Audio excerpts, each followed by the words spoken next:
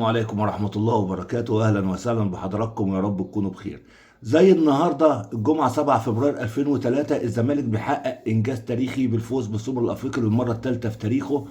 لما فاز على الوداد البيضاوي في المباراة اللي أقيمت في استاد القاهرة الدولي 3-1 بأهداف محمد عبد الواحد وحازم إمام وعبد الحليم علي، تحت قيادة فنية للمدرب البرازيلي العظيم كارلوس كابرال، المدرب التاريخي اللي حقق مع الزمالك دوري ابطال افريقيا، وحقق مع الزمالك السوبر الافريقي، وحقق مع الزمالك الدوري العام، وحقق مع الزمالك السوبر المصري.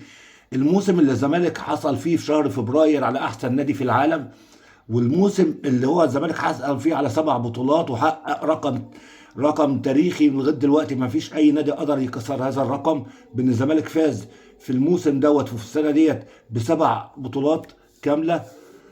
لحقق انجاز تاريخي في تاريخ الزمالك في موسم جميل وموسم تاريخي. الزمالك كان قبل كده فاز بدوري ابطال افريقيا على الرجاء المغربي بهدف تامر عبد الحميد الشهير، واتقابل في السوبر مع الوداد البيضاوي ليفوز على الوداد البيضاوي 3-1، ويبقى الموسم التاريخي للزمالك ولكارلوس كابرال موسم 2002 2003.